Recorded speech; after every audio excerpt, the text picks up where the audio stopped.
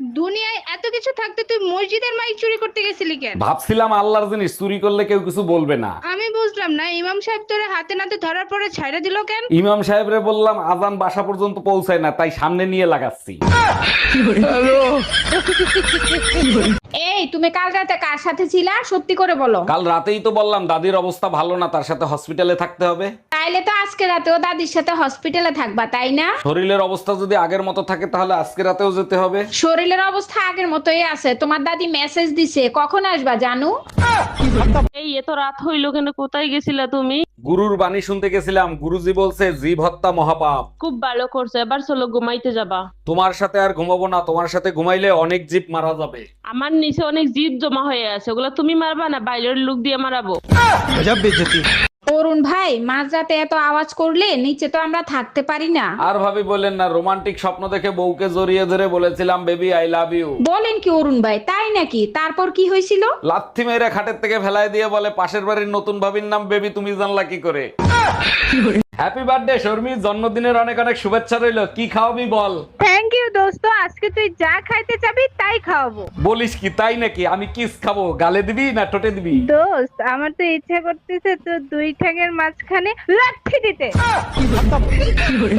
এই নাও বিষ, তাড়াতাড়ি খেয়ে ফেলো। বিষ? আমি বিষ খাবো কোন দুঃখে? তোমার ইচ্ছা হইলে তুমি খাও। মার্কেটে একটা শাড়ি দেখে আইছি, 8,000 টাকা দাম, টাকা দাও। তোমার কি মাথা খারাপ হয়ে গেছে আমার কাছে বিষ খাওয়ার? আরে মা, তুমি কোনো টেনশন করো না, আমি সময় মতো পৌঁছে যাব। এই নাও, তোমার জামাইয়ের সাথে কথা বলো। আসসালামু আলাইকুম আম্মা জান, ভালো আছেন তো? ভালো আছি বাজান, তোমার জন্য দোয়া করি সারা জীবন সুখে শান্তিতে থাকো। আরে আম্মা জান, আপনার মেয়ে তো 5 দিনের জন্য যাচ্ছে, সারা জীবনের জন্য তো যাচ্ছে না। ম্যাডাম, আমি শিশু অধিদপ্তর থেকে আসছি। আপনার ঘরে বাচ্চা কয়টা আর তাদের নাম কি কি একটু বলবেন? আমার 6টা বাচ্চা, শনি রবি সোম মঙ্গল বুধ বৃহস্পতি। বাহ, চমৎকার। তা শুক্রবারটা বাকি রাখছেন কেন? শুক্রবারটাও কমপ্লিট করে ফেলেন। সেটা আপনাকে বলে দিতে হবে না, দোয়া করবেন পেটে যেটা আছে সেটা শুক্রবারে জানি ডেলিভারি হয়। ডাক্তার, শরীর দুর্বল লাগে আর প্রেশার সবসময় লো থাকে, কি করব বলেন তো? প্রতিদিন রাতে ঘুমানোর আগে দুধ খেয়ে তারপর ঘুমাবেন। আরে ডাক্তার, দুধ খেয়ে তো প্রতিদিন রাতে ঘুমাই, তাতে তো দুর্বলতা বাড়ে, কমে না। আজকে থেকে শুধু গরুর দুধ খাবেন, অন্য দুধ খাবেন না। আরে ভাবি, ভাইরে বাইন্দে পিটাচ্ছেন কেন? কি করছে ভাই? মারবো না চুম্মা দেবো? 2 বাচ্চার মার সাথে পরকিয়া করে, আজকে হাতে নাতে ধরা খাইছে। ভাবি, এক হাতে তালি বাজে না। দুশ্চরিত্রা লম্পট তো ওই মহিলা যে ভাইরে ফাঁসাইছে। আরে অরুণ ভাই, খারাপ তো এই হারামির বাচ্চা, আপনার বোর কোনো দোষ নাই। এই, আমার শরীর ভালো লাগতেছে না, 10,000 টাকা দাও, মার্কেট করতে যাব। শরীর ভাল লাগতেছে না, শুয়ে থাকো। টাকা কি গাছে ধরে নাকি যে চাইলে আর দিয়ে দিলাম? টাকা চাইছি, টাকা দাও। টাকা যদি গাছে ধরতো তাহলে তোমার কাছ থেকে চাইতাম। এটা অবশ্য ঠিক বলছো, টাকা যদি গাছে ধরতো তাহলে বান্দররে তোমরা বয়ফ্রেন্ড বানাইতা।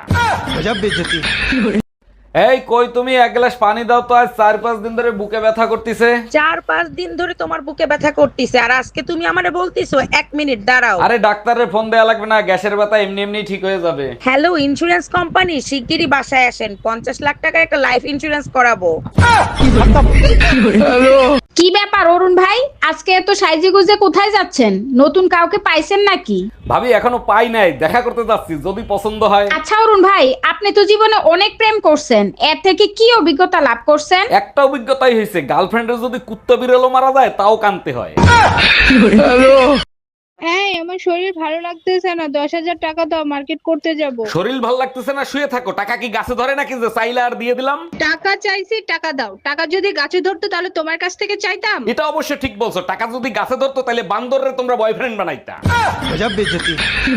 এই সত্যি করে বলো, তুমি দেশে আসবে কবে? আর একটা বছর অপেক্ষা করো, সামনের বাড়ি চলে আসবো। তুমি 1 বছর কে 5 বছর পরে আসো, সমস্যা নাই, আমার বাচ্চা লাগবে, বাচ্চা দাও। এগুলো তুমি কি বলো? এখন বাচ্চা কি গুগল থেকে ডাউনলোড করে দেবো? গুগল থেকে ডাউনলোড করবা কেন, বিকাশ করো। নমস্কার শাশুড়ি মা, শারদীয় শুভেচ্ছা রইলো। তা কবে আসতেছেন আপনারা?